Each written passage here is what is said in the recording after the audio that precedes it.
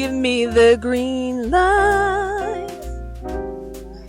Give me just one night. Guys, I'm out here with my friend Alexandria Anderson, who is running for District 1. You met her not long ago. How are you? How was the campaign launch? What's up? The kickoff was great. Well, thanks. Okay, thanks for having me, Alexandra. I appreciate that. The kickoff was amazing. I was in a state of gratitude prior. Still in a state of gratitude. I'm just continuing to ride that wave to see people who are excited about that I'm running, excited and wanting to support and to show up. Everyone's like, how can I volunteer? I was like, I love it. Remember you said that. But it's eye-opening. And I think for me, and even when I was competing, you're humble, so you're just doing this because you're doing it and you want to continue to support and pour into the community. So to see individuals and respecting the work that I'm doing and how I'm showing up and how I'm wanting to be active and solution oriented and just accepting all of me authentically as I am. I'm like so happy about that. Yeah. Yes, thank you for coming. I appreciate it. It was a good vibe. It was kids. It was older. It was our older adults. It was like our age group. It was, I know, Cynthia and Alonzo. I love it. I love where we are. I wish you guys can get like a full view of where we are. There are ancient trees like everywhere. This is, yeah. The beautiful creek here. We pay respect to the motherland. So So when you talk about protecting green spaces, are there specific spots in District 1 that you're talking about? Like places that people might not even know are at. When I think of District 1 and green spaces, I think of all green spaces. How are we looking to incorporate that into our planning? So for me, it's our major parks, our green belts, our creeks, our open spaces. It's all those things that we take for granted or we drive past or we walk past. And this was intentional. And even along this trail where we are in East Austin off of Pleasant Valley Road, this was intentional. It's a way of connecting neighborhoods. In District 1, we have so many parks in the sense of like you have Walter E. Long, which is actually one of the largest in Austin. It's actually bigger than Zilker.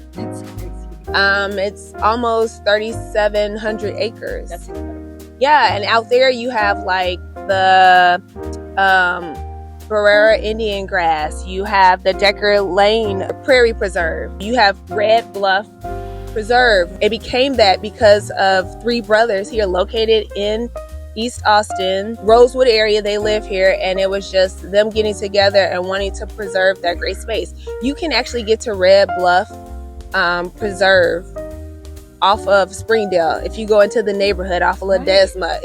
It's ways of connecting instead of having to go all the way around to like 183.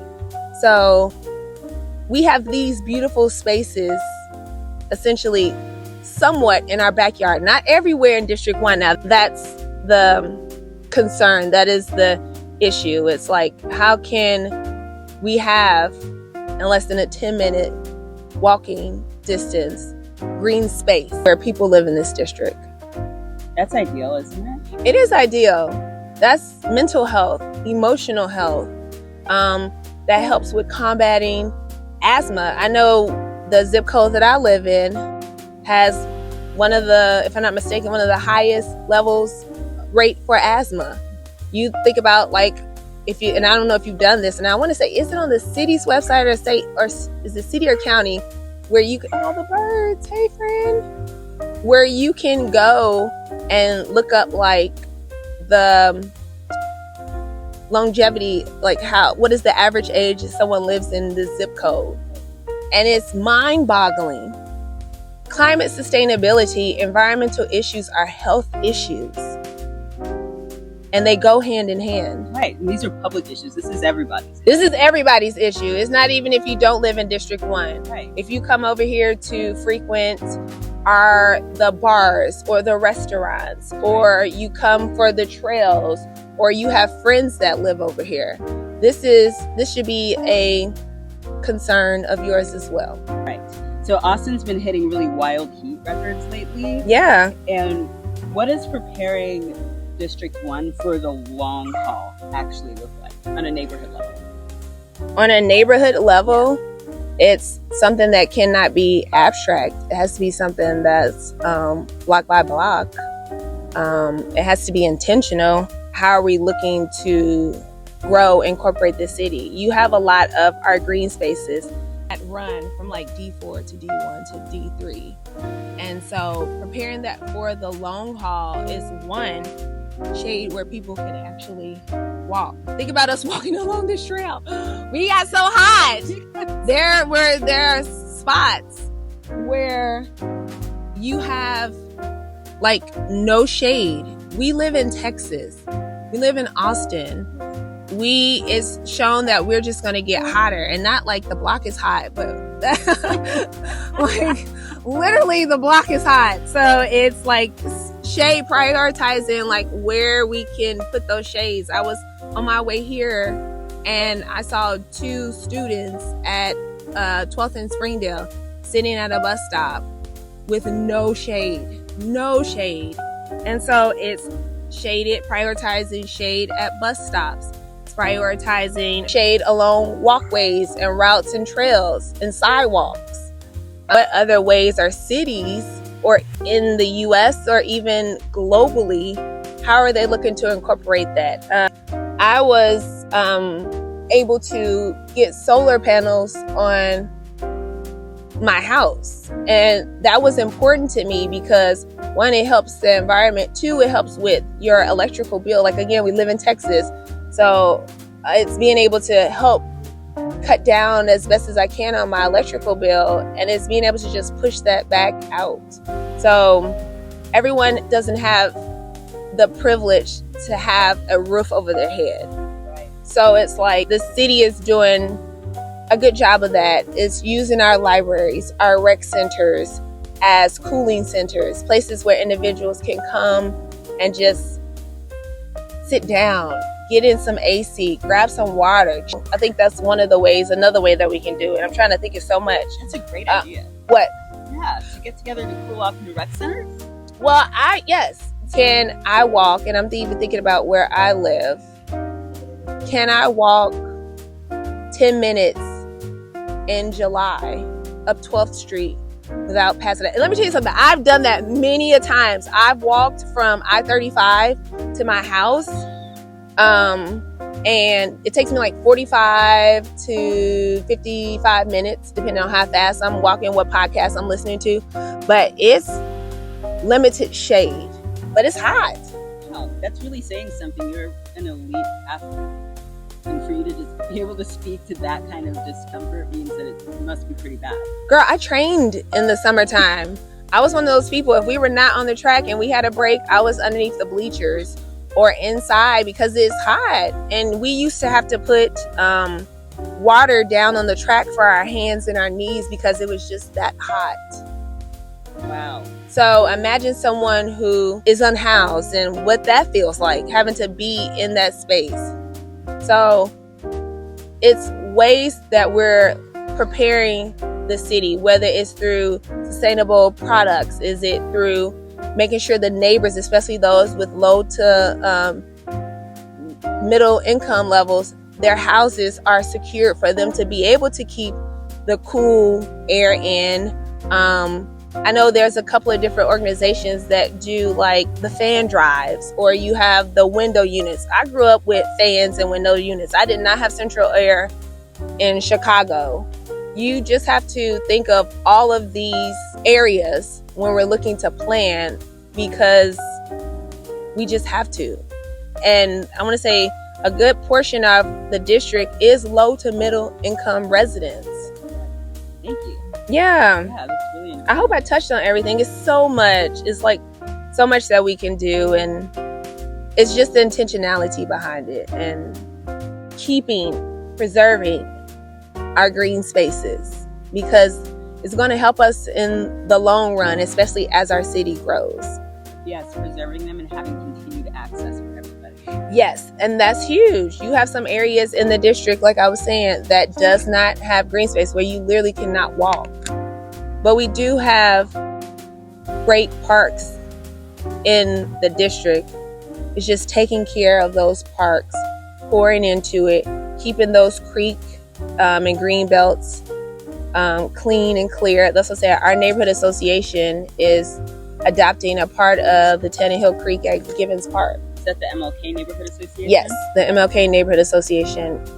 And it's because we do cleanups for It's My Park Day, but it's never enough. It's never enough time. It's never enough.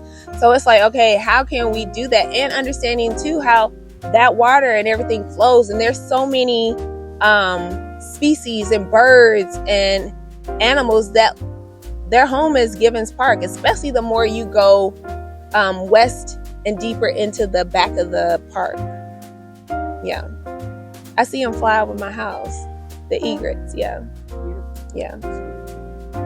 So we were discussing earlier, like how we balance pushing for sustainable development without pricing people out of the neighborhoods that we're trying to protect. Yeah. Yeah. The balance, I think, would be pairing green infrastructure with every part. And I remember I said is thinking about keeping the environment as one of the components when it comes to our housing. Also, too, locking in affordability before improvements, with the land. So I think about expanding community land trust, deeper affordable units, green infrastructure. Right. I know that I saw recently, or it was recently on one of the resolutions looking to be passed with Austin Energy about solar. And I wonder how we can incorporate and even expand on our solar programs, because everyone can't afford to buy solar. If I'm not mistaken, back then it was crazy expensive, and even now I'm wondering if it's still the same rate, or if it's because it's something that's becoming more a need for it. Is it something where the pricing has gone down on it? So I think that's one component, a way of doing it. What do you think? I think that solar paneling is really important. At one point, I think that it was whenever a lot of celebrities were going down to Katrina, to New Orleans, to try to assist, and they did build homes that had solar power abilities and solar panels. Whenever they're damaged, who did they turn to next? Like, the funding didn't quite exist all the time to repair them. I had to think about that even for my house. We had that crazy tornado hailstorm. So it is like protecting owners from like being taxed out. I had the opportunity of going and meeting some neighbors that are, the blocks are not too far from me, and a lot of them are older. And I had the opportunity last week to speak at the longevity symposium. Yes. Yeah, because we are aging, and I think it's by 2060, is it the 50% of our population, almost 50% of our population will be over the age of 50. I know I'm about to be 40, and 2060 is what, like some years away. Yes. Don't get my math wrong. This is, but it's more than 25 years away. And let me tell you something. As a person right now, a single person, I don't have any children. Right.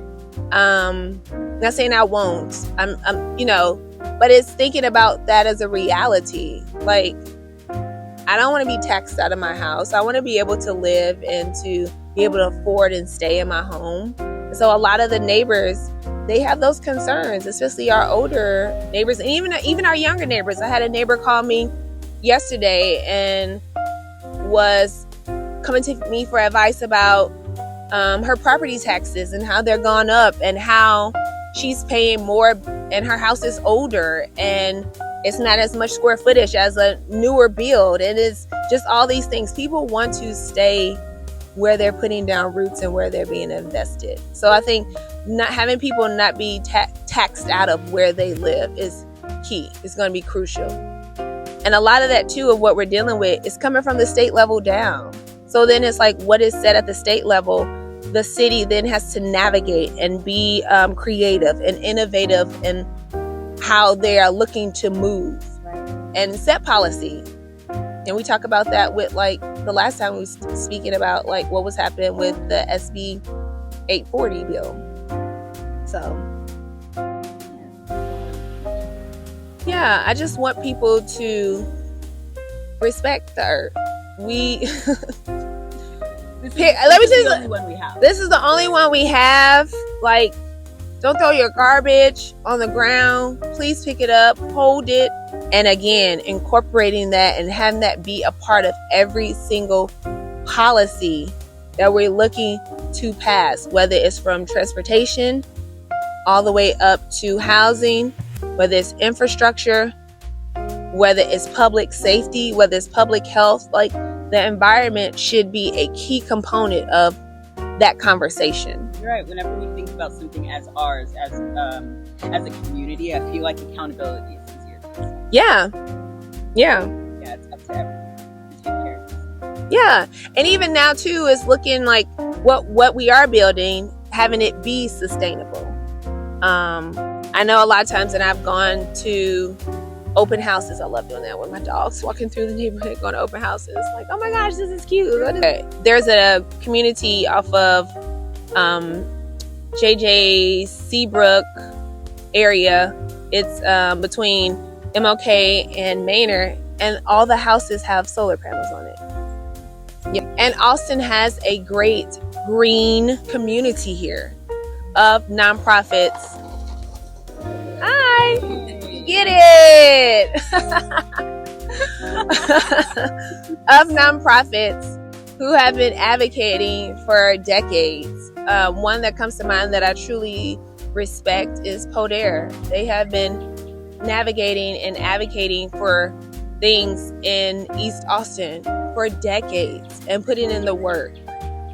And so it's poured into organizations like theirs. You have Sierra Club. You have all these organizations that can be a part of the conversation and be a guiding tool in how we're looking to grow and develop and expand our city. Yeah. Yeah, pour into them. Pour into again. So, two that are just coming off the top of my head. Well, three actually that are coming off the top of my head are Evergreen Austin, which I had the pleasure of serving and being a part of the board. You have Poder, Poder, and you have Sierra Club. And I know there's so many more, but at least off the top of my head, those are some that you could definitely pour into and support and see how you can get involved. Yeah.